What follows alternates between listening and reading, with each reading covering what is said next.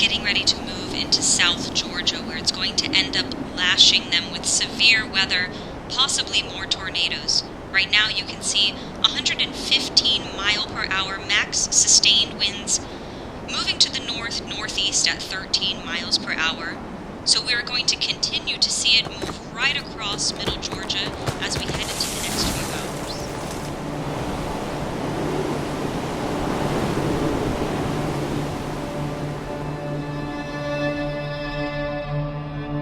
No, we've never had any weather like this in my lifetime.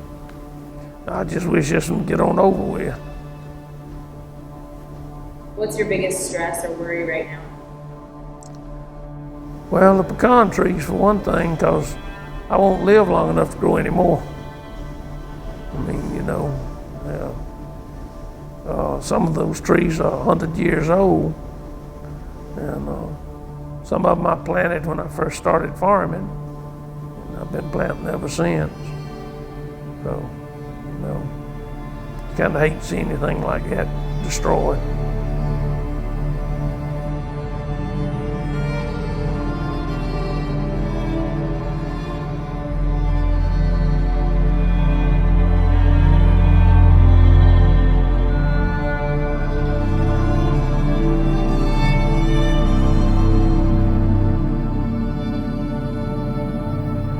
My name is Christopher Worsham.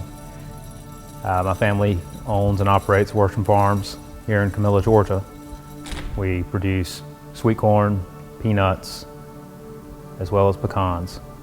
Along with my brother and my father, we all do the day-to-day management, overseeing of the daily tasks, as well as planning for the yearly crops, as well as strategic planning in the business. I was talking to someone yesterday, and they said, yeah, you put up your life savings every year, and literally you do. You put up all of your land and everything to run your business for that year, and then you have a lot of things outside of your control. I mean, you have a hurricane, and again, nothing you can do. You didn't know that in January or February when you were planning your crop year. I got to get all that stuff out from that shelter. Because if the elevator falls on the shelter's going to collapse on the sprayers and everything else. And it's likely to fall this way or that way. I mean, maybe it won't fall, but I don't want to leave anything under a tree or around something that could potentially fall on it. I mean, the elevator may not fall and the wind blow it down. It is now an approach very, very close here to Tallahassee to South Thomasville and making tracks straight for Camilla. And they're on the right side of the storm. Marginally, they are right along that track. So hopefully they'll be able to hang in there. But we have a tornado watch in place all across South Georgia, extending into the Atlanta metro area. They say in 10 o'clock. Oh, really? So it's slowing down. I don't know. When the electricity was on, I thought it was almost even with us, but they got some other things, and they said it's going to be 9 to 10 o'clock before it goes through Mitchell County. And it says the eye's coming directly over Mitchell County. Over us? Yeah. Well, that'll be going to Albany. Yeah. Ag, get you.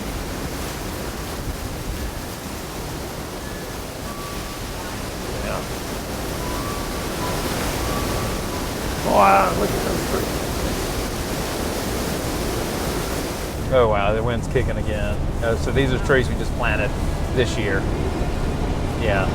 Oh yeah, that's which we're driving into it too, so that's making it seem worse, but this is.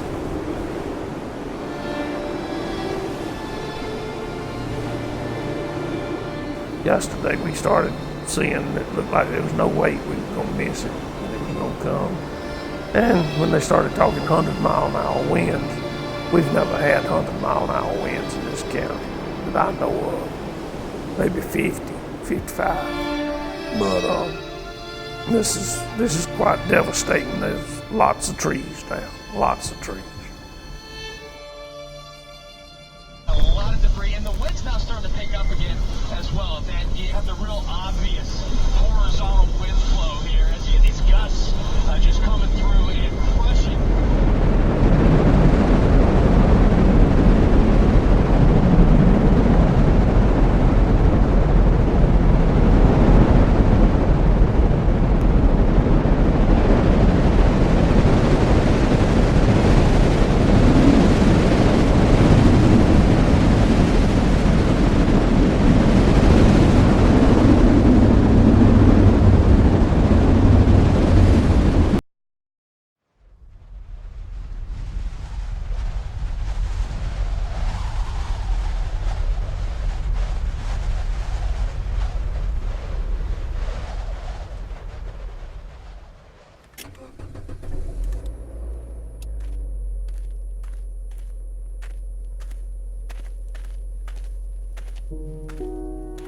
I started farming in 1972 with my father.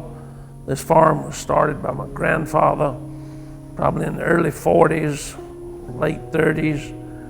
So I'm third generation. I have two sons following me. About 2,500 acres of pecans and about 1,200 acres of peanuts and 1,500 acres of sweet corn.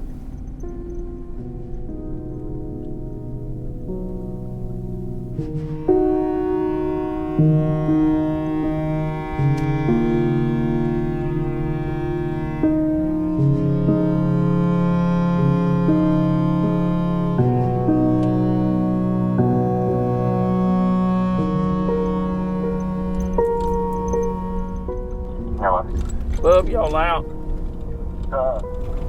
Well, yeah, I'm getting back to the house. I don't know. I'm trying to get over that way. I reckon get to Pine Cliff. I don't know. I don't know what we're gonna do. I reckon we just have to clean up a grove and gather it as we go, because all the pecans on the ground. These big Stewarts over here at Jim, ain't a leaf on them. Nothing on them. It's all on the ground.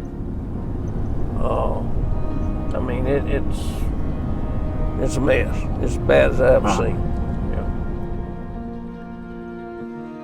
As we continue to follow the aftermath of Hurricane Michael, a devastating update for the agriculture industry in Georgia, Vice President Mike Pence touring some of the damage in the state, and he says it is up to an estimated $2 billion now.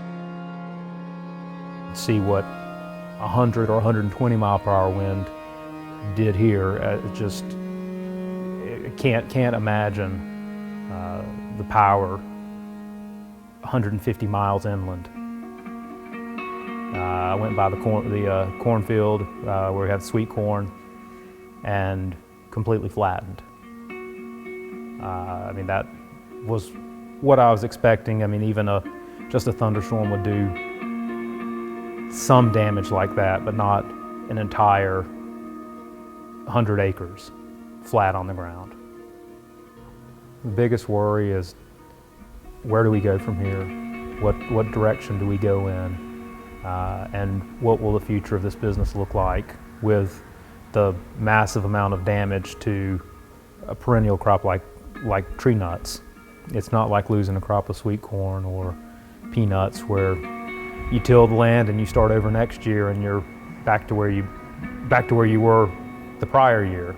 With all the damage, you're going to have lingering effects of this for 3 to 5 years at least in your nut production.